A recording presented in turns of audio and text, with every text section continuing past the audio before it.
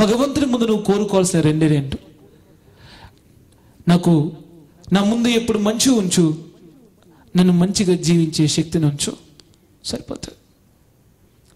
నేను ఎక్కడికి వెళ్తే అక్కడ నాకు మంచి ఎదురు కానీ ఎప్పుడు ఈ మంచిని నుంచి దూరం కాకుండా నన్ను కాపాడు తండ్రి. నన్ను మంచిగా ఉండనివు, నన్ను మంచి చేయనియు. ఈ శక్తి, ఈ సామర్థ్యం, ఇటువంటి జ్ఞానం, ఇటువంటి పరిస్థితి, ఇటువంటి యొక్క అవసరాలు నాకు కల్పించు తండ్రి అని మనం పరమాత్మని ఎప్పుడు ప్రార్థన చేస్తూ ఉండాలి.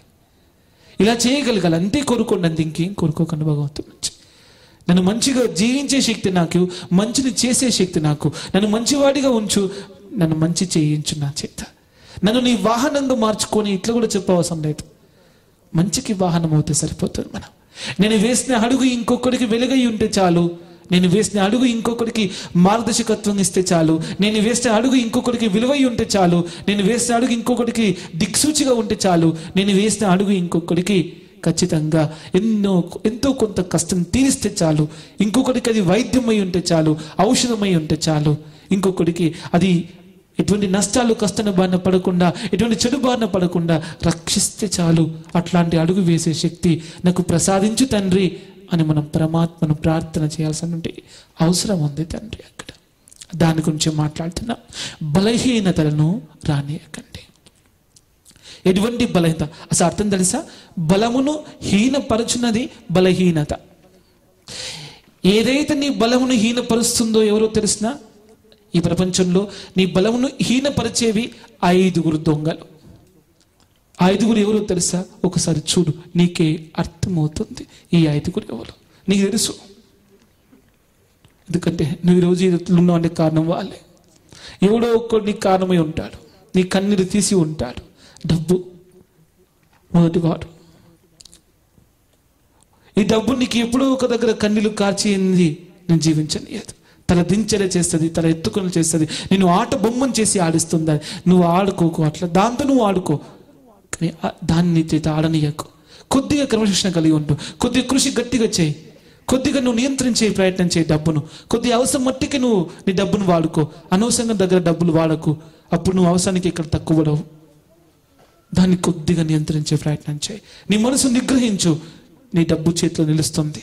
నీ మనసును వేగంలోకి తీసుకెళ్ళావనుకో, నీ చేయి వెంట కాలిపోయి అప్పులు కూడా నీ చేతికి వచ్చేస్తాయి, తప్పుడు పనులు చేయిస్తాయి, నేను చాలా తిప్పలు పెడతాయి, సర్వనాశనం చేస్తాయి.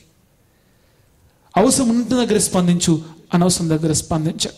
అనవసరం విషయంలో శవంలా ఉండు, అవసరం విషయంలోనే ప్రాణం ఉన్నట్లుండు. నీకేది మంచి చేయదో దాని విషయంలో నువ్వు శవంగా తయారుగా, నీకేది మంచి చేస్తుందో దాని విషయంలో నువ్వు ప్రాణం ఉన్నట్లు స్పందించు. ఇలా నువ్వు జీవిత యాత్ర చేయి. డబ్బు చాలా ప్రమాదకరమైనటువంటిది. రెండోది కోరిక, దానికి హద్దులే లేవు. ఎలా పడితే అలా కోరుకుంటాం, ఏదంటే అది కోరుకుంటాం. ఈరోజు మన అవసరాన్ని బట్టి వాహనాలు కొనాం, ప్రెస్టేజ్ని బట్టి వాహనాలు కొంటాం, అవసరాన్ని బట్టి ఇల్లు కట్టాం, పక్కిలో ఇల్లు బట్టి మన ఇల్లు కడతాం. ఈరోజు బట్టలు కూడా వేసుకుంటే కూడా పక్కోడు దొరుకున్న బట్టలను బట్టి వేసుకుంటున్నాం. అన్నీ పక్కదారి పట్టినాయి, మనం కూడా పక్కదారి పట్టినాం. అలా కాదు మన ప్రయాణం. కోరికలు అలా రావద్దు. అవసరం బట్టి వెళ్ళు, అనవసరం బట్టి వెళ్ళకు. మూడోది అధికారం. నీ చేతికైనా అధికారం ఇస్తే సర్వనాశనం చేస్తున్నావు. ఈరోజు లంచావతారాలు ఎత్తున్నాయి ఆ అధికారులన్నీ. లంచం లేకుండా ఏ అధికారం పనిచేయట్లేదు. ప్రతి అధికారంకు లంచం కావాలి. ఈవెన్ మంచం కూడా కావన్నట. ఆశ్చర్యం వేసింది ఒక వ్యక్తిని చూస్తే. సార్, మా డిపార్ట్మెంట్లో ఏ పని కావాలన్నా మీరు లంచం మంచం రెండుకి సిద్ధంగా అన్నమాట. అబ్బో, ఇదేం రా, ఇది ఎక్కడ రూల్ అండి అంటే, సార్ ఇది నాన్ అఫీషియల్ గవర్నమెంట్, గవర్నమెంట్లోనే నాన్ అఫీషియల్ గవర్నమెంట్ ఒకటి నడుస్తుంది, దాని విషయంలో మీరు జాగ్రత్త పడండి, ఈ అధికారాన్ని కాస్త జాగ్రత్తలు తీసుకోండి. తర్వాత మీరు లొంగేది వీటికే. డబ్బుకు లొంగుతారు, కోరికకు లొంగుతారు, అధికారంకు లొంగుతారు, బంధంకు లొంగుతారు. మీ వాళ్ళు తప్పు చేసినా నీకు ఓకే, వద్దు, తప్పు చేసినప్పుడు అక్కనే సరిచేయి. ఇంట్లో చిన్న బల్బు ఎక్కడ వైరింగ్లో ఎక్కడ ప్రాబ్లం వచ్చినా బల్బు వెలగదు, అవునా కాదు? ఫోన్లే అని అనుకొని నువ్వు వదిలేసావనుకో బలువు రాదు కదా, వెలుగు రాదు కదా. జీవితంలో కూడా అంతే తండ్రి. నువ్వు ఏదైనా సరే పోలేని తప్పును వదిలేస్తే నీ జీవితం వెలగదు, నీకు జీవితానికి వెలుగు అందదు. దాని విషయంలో నువ్వు ఆలోచించు. చిన్న తప్పే కదా నువ్వు వదిలేయకు. ఆ తప్పు చేసి కూర్చోబెట్టి కొట్టకు, తిట్టకు, బుద్ధి చెప్పు. ఆ తప్పు చేస్తే వచ్చే నష్టాలు చెప్పు. ఆ తప్పు చేస్తే జరిగేటువంటి ప్రమాదాలు చెప్పు. రేపు అది ఏ విధంగా అలవాటుగా మారుతుందో చెప్పు.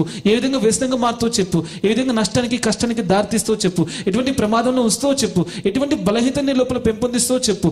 ఏ విధంగా నీ జీవితాన్ని సర్వనాశనం చేస్తూ చెప్పు. ఏదో చిన్నప్పుడు చిన్న చిన్న గ్లాసులో కళ్ళు పోసిచ్చిన గురువుగారు మా కొడుక్కి. అప్పుడు 10 మంది తాగుతున్నాం కాబట్టి ఇంట్లో వాడు ఒక్కడు తాగకుండా బాగుండని చెప్పి ఇట్లా అని చెప్పి ఏదో చిన్న కళ్ళు సీస పోసిన. ఇప్పుడు గురువుగారు వాడు కళ్ళు దుకాణం విడిచిపెట్టి రావట్లేదు, అక్కనే కూర్చుంటున్నాడు. కూర్చుంటే మాకేం బాగాలేదు. గురువుగారు ఫోన్లు చేస్తున్నాడు. డబ్బు తీసుకురా, అన్నం తీసుకురా, బట్టలు కూడా తీసుకురా. ఈయనే తింటా, ఈయనే తాగుతా, ఈయనే వంట. నాకు ఈ కల్లే ఇల్లు, కల్లే సర్కం, కల్లే పెళ్ళ, కల్లే భగవంతుడు, కళ్ళు యోగం, ఇది కళ్ళు ధ్యానం. ఈ కళ్ళు సిద్ధులు, వాడు కళ్ళు సిద్ధి పొందిండు, కళ్ళు నిర్వాణం పొందినవాడు, అన్ని అక్కడి స్థిరత్వం. అలా భార్య వచ్చి నెత్తి కొట్టుకుంటుంది. ఆ కళ్ళు దుకాణం నుంచి మా ఆయన బయట తీసుకురండి అండి. ఈరోజు ఈ కేసులు ఎక్కువైపోయినాయి సమాజంలో. నేను దాని గురించి అందుకే మాట్లాడు. బంధం తప్పు చేసినప్పుడు నువ్వు ఈరోజు చిన్న గ్లాస్ పెట్టి నీ కొడుకు కళ్ళు పోసినప్పుడు అర్థం చేసుకో, రేపు వాడు పెద్ద గ్లాస్ పట్టుకుంటాడు, సీసా పట్టుకుంటాడు, తర్వాత అక్కని పడుకుంటాడని. ఈరోజు చిన్న చిన్న చాక్లెట్ కొని చేసే కొడుకులు సంతోషపెట్టకు. ఆ చాక్లెట్ తింటప్పుడు చెప్పి ఇది అనారోగ్యం, నన్ను తినొద్దు, ఇది ఆరోగ్యం, ఇది నువ్వు తినాలి. పండ్లు తినిపించండి, వాడికి కొబ్బరి బొండం దాగించండి. అంతేగాని మీరు అనారోగ్యమైనటువంటి పానీయాలు కానీ, అనారోగ్యమైనటువంటి పదార్థాలు కానీ, చాక్లెట్, నానా చాక్లెట్ చూడు ఎంత బాగుంది, ఎంత పెద్ద చాక్లెట్ తీసుకొచ్చేస్తావు, అందులో బొద్దింకలు వెళ్తున్నాయి, బల్లులు వెళ్తున్నాయి, ఆయనకి బాధ లేదు. ఎన్నో అనారోగ్యాలు వస్తున్నాయి, దాంతో ఫ్యాట్ అవుతున్నారు వ్యక్తులు, హార్ట్ అటాక్స్ వస్తున్నాయి, షుగర్ వస్తుంది, బీపీ వస్తుంది. నువ్వు వాటిని ఇప్పటి నుంచి ఎందుకు నిరోధించావు? గర్వంగా చెప్పుకుంటావు ఇవన్నీ వద్దు అని చెప్తున్నాను. బంధాల్లో చిన్న చిన్న పొరపాట్లు ఇవన్నీ పుట్టుకతోనే, అంటే చిన్నప్పుడే ఇవన్నీ అలవాటు చేశారు మనకు. పెద్దగైన తర్వాత మహాప్రలయాలుగా మహావృక్షాలుగా ఎదిగి కూర్చుంటున్నాయి బలహీనతలన్నీ. గుర్తుంచుకో, ఆదిలోనే అంతం చేయి, మొలకెత్తే దాకా చూడకు. మ్రానై వంగంది మొక్కై వంగున అంటాం, అవునా కదా? మొక్కై వంగంది వృక్షమై వంగున, ఇట్లని అర్థం చేసుకో ఏదో ఒక రకంగా. కానీ 5 భయంకరమైనటువంటి శత్రువులు నీకు. డబ్బు శత్రువే నీకు, జాగ్రత్త నాయన దాంతో. బంధం శత్రువే నీకు, జాగ్రత్త నాయన దాంతో. అధికారం శత్రువే నీకు, జాగ్రత్త నాయన దాంతో. కోరిక శత్రువే నాయన నీకు, జాగ్రత్త నీకు. అది ఇంకొకటి కూడా ఉంది, ఏంటో తెలిసిన? గౌరవం. ఇది నీకు శత్రువే. గౌరవం పోతుందని ఊరు లొంగుతారు, అధికారం పోతుందని ఇంకొకరు లొంగుతాడు, కోరికను చంపుకోవాల్సి వస్తుందని ఇంకొకరు లొంగుతాడు, డబ్బు పోతుందని ఇంకొకరు లొంగుతాడు. ఇలాగ ప్రతిదానికి నువ్వు లొంగుతూ పోయి 5టికి నువ్వు లొంగవద్దు. వీళ్ళు నీకు శత్రువులు. ఈ శత్రువులు రేపు నీ జీవితం లోపల భయంకరమైనటువంటి విషమును నాటుతారు. ఆ విషమును నీ జీవితం అంతా వ్యాప్తి చేస్తారు, నిన్ను జీవితాన్ని సర్వనాశనం చేస్తారు. జాగ్రత్త. ఈ 5 విషయం లోపల జాగ్రత్త వహించు. డబ్బుకు లొంగకు, బంధముకు లొంగకు, కోరికకు లొంగకు, అధికారానికి లొంగకు, గౌరవానికి లొంగకు. వాడు గౌరవిస్తే ఎంత, గౌరవించకపోతే ఎంత, వాడు పొగిడితే ఎంత, పొగడకపోతే ఎంత. వాడు గౌరవించినప్పుడు భగవంతుని మీద ఎక్కువగా దీవెనలు అందించట్లేదు. వాడు గౌరవించకపోతే భగవంతుని నీకు క్షమించట్లేదు. వాడి గౌరవంతో నీకు వరాలు రావట్లేదు నాయన. వాడు గౌరవించకపోతే నీకు శాపాలు రావట్లేదు. కాబట్టి ఎందుకు వాడి గౌరవాన్ని కోరుకొని నువ్వు ఈరోజు తప్పుడు పనులు చేస్తూ ఉంటావు? చెయ్యక. నీలో ఉన్న బలహీనతలకు కారణం ఈ 5. ఏదో ఒక దగ్గర లొంగి ఉంటావు, కరెక్ట్గా చూసుకో. ఏదో ఒక దగ్గర లొంగిపోయి ఉంటావు. నీ విద్య నీకు బలహీనత కాదు, ఆ విద్య పని చేయకుండా చేసేటువంటి వాళ్ళు చాలా మంది ఉన్నారు. ఎంత చదువుకున్నా దానికి పని లేకపోతే నిన్నే భ్రష్టు పట్టిస్తుంది. పట్టిస్తా లేదా? పట్టిస్తే జాగ్రత్త.